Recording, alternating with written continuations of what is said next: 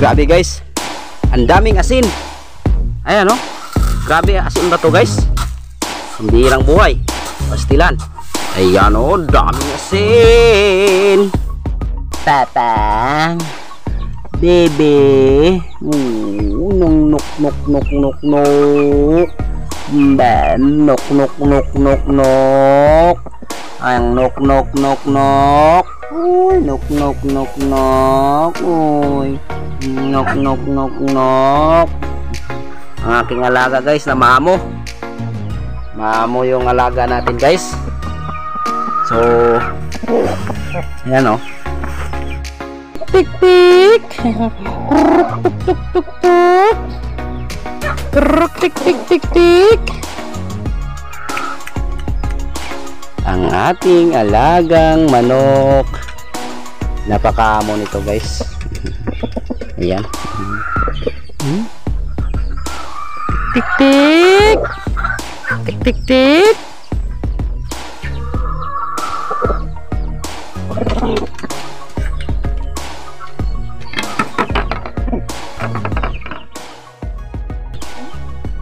Pastilan. Kadako dai sa urea nga nakabutang dre oh. Nga granular urea 4600. Muta na pa kung unsa ni siya urea man ini. Ilan guys, ang laki ng urea nakasulat. Nagtanong pa ako kay ano, Mrs. Pambihira. So, kani ang una, di ba? 14. Yeah. Nagyan kasi natin tong ano guys, isang sako kasi nabutas yung ano, yung sako ng ano 14 na butas, kaya dilagyan natin ng ano, isang sako para madoble. So ngayon guys ay magmi-mix na po tayo ng ano, abono natin no. Ito yung sulfite. Ayan. Planters. Ayan po, ammonium sulfate. So ito po guys ay pangpataba no sa mais no. So kahit anong tanim pwede rin ito pangpataba no, kahit sa prutas. Pero maganda talaga guys sa mais itong ammonium sulfate. So yung ihalo natin guys, mixing kasi yung pag-abono ko. Ito oh, may nakalagay na dito sa trapal. Ayan. Ito po ay sulfate. Ayan, parang ano siya guys, parang asin. Asin silo, bitsin asin oh. Ayan oh. No. Murag asin, di ba? Ayan guys, parang asin siya guys, ayan o. Oh. Ayan. So nilagyan inuno ko yung trapal kasi nga may ulan oh, ayan oh. May kita nyo, yung bundok is ano na siya, nagapags no. Ulan yan guys. So paparating dito yung ulan, kaya doon tayo magmi-mix sa loob ng ano, bahay kubo natin. Diyan tayo mag-mix, ilipat natin tong ano, trapal or abono. Kasi buti na lang yung nalagay dito isang sako. Kung naubos ko yung 2 sako na sulfate, ayan, at saka yung isang urea, ang bigat nito ilipat guys.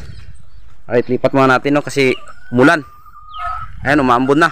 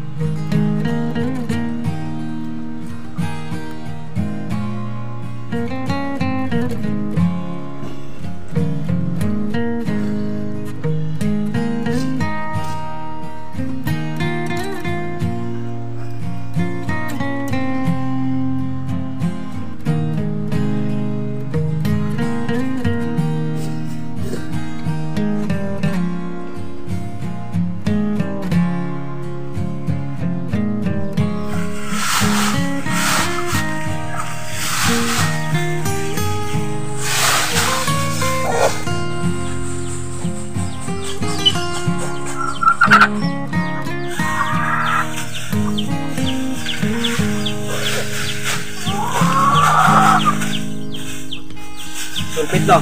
Sulpit eh. Ay ang kuwan.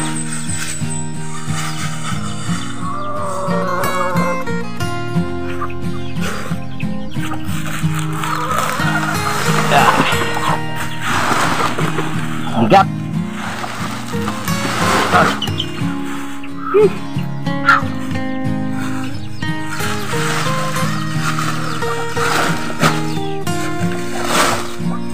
Ito guys, dinublihan kasi natin to ng sako ba kasi halos mabutas na yung ano, isang sako may butas.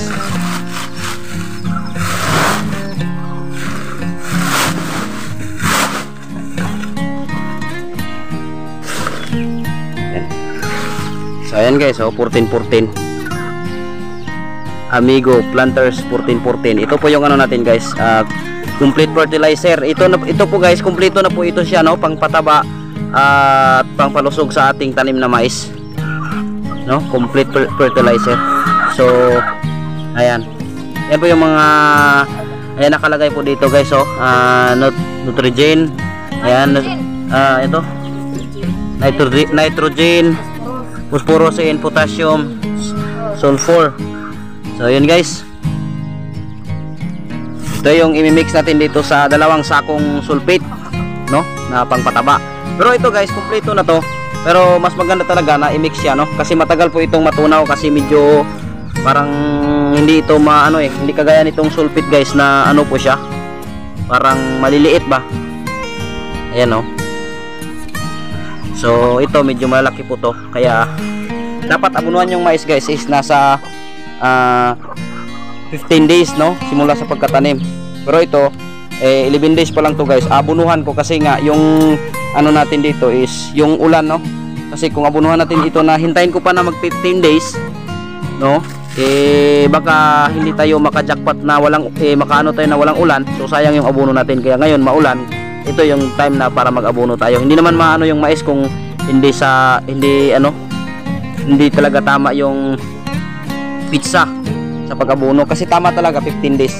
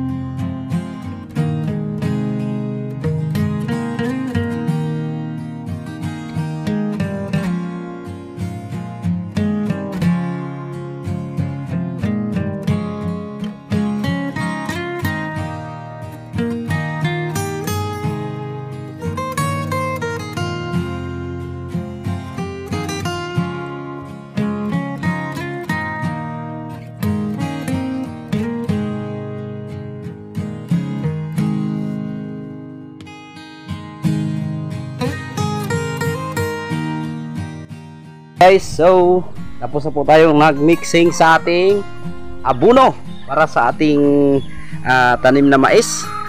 Ayan po.